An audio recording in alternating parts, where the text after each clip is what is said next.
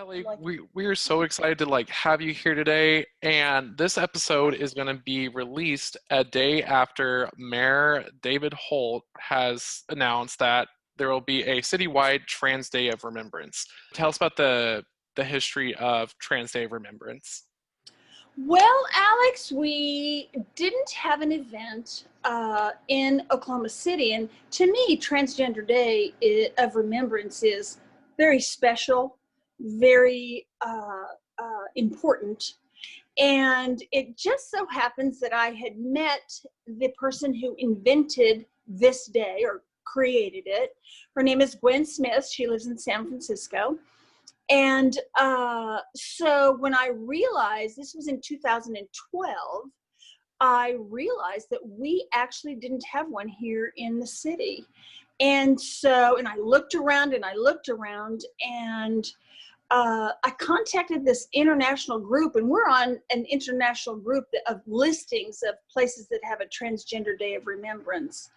And so the first thing I did when I realized, I'm going to make this happen through the Gailey, I contacted Pastor Neil Kaufman from Expressions Church. And at the time, the Expressions Community Center that faced 39th. And I just knew he would let us have it in his parking lot there, because it was empowering to people who were planning to attend, that they'd be right up there on the street. And we had a prayer, and we had some slam poetry by Paula Sophia. And we lit candles, read everyone's name who we'd lost this year, that year. And it was really wonderful. And it just built up and built up. And when Kelley started the Diversity Center, I think it was 2 or 3 years ago, he got very involved. And subsequently, this year, I've had some illness, has really taken the bull by the horns, and I'm so proud of for getting that proclamation from the mayor. So that's how it all began. Can you tell us a little bit about this holiday and why it's such a big deal to have this holiday in the middle of Oklahoma City? Yes. I don't know if very many people realize the statistical rate that trans and gender diverse people experience acts of violence, or even crimes, violent crimes. I did some research not long ago, because I did a presentation up at OSU, and the National Crime Victimization Survey that started in 2016 really never collected data for sexual orientation or gender minorities until 2016. And in 2019, their survey showed that 71.1% of victimizations per 1,000 of people, compared to 19.2 non-sexual orientation and gender minorities, are 2.7 times more likely to be victimized by acts of violence compared to non-sexual and gender minorities. I think that's really significant when you think about it from that context, that our community has such a significant rate of being victimized, and really our folks of color are more likely to experience those acts of violence too. Mm-hmm. When you look at the folks that died over the past year, of those, just in the United States, around 50 people, almost all of them were people of color. And that's so sad. And how do you think this proclamation will kind of help create, hopefully, an open dialogue and more of a safe space for trans and gender nonconforming people in Oklahoma? I think maybe just being able to open that dialogue up, and make it where we're able to talk about it more, and in a context where people feel comfortable talking about it. If we don't have that space to feel free to talk about it, then we're not. By having that proclamation, it kind of allows us that freedom to talk about things more and to be more educated about it. Hmm. And in general, based on your experience and what you've heard from others, is Oklahoma City in general a trans-friendly city, or are there still a lot of obstacles that trans people face in Oklahoma City? Oh, that's a that's a tough one. I think we've grown a whole lot over the years. We really have. But I still think that there's a lot of barriers that we still um, need to overcome. Um, it's hard for our folks with employment. It's still difficult when it comes to housing, um, access to health care. Um, there's folks that have challenges when they go to school with bullying. We still have domestic violence issues and substance abuse issues. So there are still lots of barriers that we're still trying to overcome. And can I say something? Can I add something to that, Kelley? And not to single anybody out, but I know in Oklahoma City within the LGBTQ plus community, the transgender portion of our community, who we should be welcoming and loving, really get some discrimination from our own community. Absolutely, Robin. I kind of wanted to call that out. If you want to elaborate on it, that's fine. I'm sure you probably know more about it than I do, but. We do. And, I find that so ironic because historically, the movement within our LGBT community started out with trans people of color. And they started advocating for LGBT rights. It was trans women that started that movement. And the discrimination that we see sometimes within our own community really is shocking sometimes and sad, that that our trans folks don't get that support. And we see a lot of discrimination when it comes to ethnicity. And it's really a shame because we do have such a beautiful array of color within our community that we can learn from each other. We have Latino folks, we have Native American folks, we have African American people, we have Asian folks in our community, and embracing all those different people really can enhance our community so much. Mm-hmm.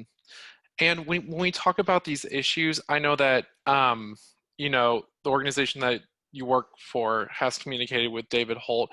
In general, when you talk to Oklahoma politicians and city officials about LGBT and trans issues, what is their response? Are they usually open to understanding and learning about experiences different than theirs? I think we have had some really good response and support. We're also extremely fortunate in our community to have members of our own community in politics now. And like James Cooper and Mari Turner and different ones like that, and organizations like Freedom Oklahoma and the Equality Center that are very active in advocating for us, which has made those things so much easier for us to have more rights. And having these significant people in government positions that are out there fighting for us directly. And so we're very fortunate to have that. Hmm. And I want to hear about your experience working at the Diversity Center. So you are a counselor, right? Mm-hmm. I'm What a are gender therapist. what are some common issues that your clients face as trans and queer people in Oklahoma? Oh, I think some things that our folks really encounter are um, past traumas from, um, you know, not being accepted as a child growing up, that internal conflict, um, not having support from family members as they were growing up, but also current lack of support from family, isolation, well, especially right now during COVID, having issues of isolation. But a lot has to do with family. Yeah. A lot are struggling with employment issues, not being able to get the kind of jobs that are supportive of their gender. And a lot of people don't understand that. That's if, say, they are doing customer service and their voice doesn't necessarily match the gender that they identify with, those things can be very stressful. And so those are some of the issues that we face sometimes. Hmm. Sometimes if they're wanting to have gender confirmation surgery and they can't afford those things, or they're working towards those things, that can be a frustration as well. Yeah, I mean it's such a journey for LGBT people, and as a gay man, I feel like I'm just now understanding what it is to have, trauma from a family that didn't originally accept you. I just read, I don't know if you know the book The Velvet Rage, kind of like yes, exactly, and it explains just kind of why gay men in general, not all gay men obviously, have the sense of like being, not satisfied with life, always trying to overachieve, and it all kind of dwindles down to this shame-based trauma, which makes us work harder to make us feel more like valued as an asset to our community. And that's why I think it's so important that you're bringing up these issues, because gay people, trans people, we all have an important part of society, and it's so crucial that you guys are doing this work. And I'm just curious, like how that conversation start with the mayor? How that started originally? Well, it's interesting. I haven't had a lot of direct conversations with him as much as I have been working with JD, which is the liaison with the mayor. The mayor has been to the center a few times, which I'm very fortunate to that he has been there to the center, and he's seen the things that we've done and what kind of programs that we have. So he is familiar with our mission, and he works with James Cooper, and so we have direct influence in those ways. So he's very aware of the overall mission of what we're doing there at the center. So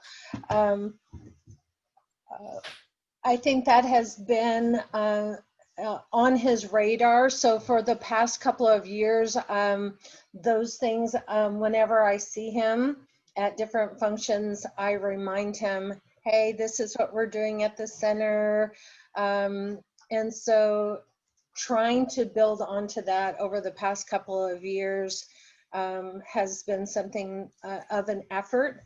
And last year when I proposed this, I guess I did not propose it quick enough, and he said, make sure to come back to us earlier next year. And so I told Robin, I said, oh, we're definitely going to make sure that we send this in earlier. And so I was so thankful that we were able to make contact with the mayor's office, and they sent back very readily that they were more than happy to oblige us with our request for that proclamation. So I was very thankful that they were interested in helping us out this year. What Proud of what you for that, Kelley. Kudos to you. That's Well, something when we started this thing 12 years ago, or in 2012, I would have never, ever dreamed we could have gotten that kind of support from our city officials. So good for you. well, thank you, Robin. But you know, Robin, you know, you're having a consistent presence in the community is what really has made that happen for us. If we hadn't had that consistency in the community, that would make that very difficult for us to have that. And so having that over the past 7 to 9 years Yeah. has made that where we were able to accomplish that with the mayor. You know, having a solid foundation really makes that helpful. Oh, that's great. Teamwork. Yeah, yeah, and I'm absolutely. It does. It really, you have to have a community and everyone involved to make things like this happen. And I think that a lot of people don't think about that. Everyone is involved in things like this. Yeah. Yeah, and I'm curious, what do you think the reaction will be, especially from people who aren't really familiar with trans issues? I mean, for the viewers who don't know, Mayor Holt is a Republican, and we are in the Bible Belt in Trump country. So I feel like this could really open up some eyes for some people. Um, what do you think, Robin? Well, here's what I think. I think the young trans kid who's watching this on live stream, or he happens to sneak out of the house to get down there to the diversity center tomorrow evening, I think that's where we're going to see the difference. I think we're going to see more confident kids, and maybe we might see a few less suicides in this community. Suicide is so prevalent, not only in the queer community in general, but then it's even higher when you subset our groups in the transgender community. So Yeah, I agree. I think for a lot of folks, it gives them hope.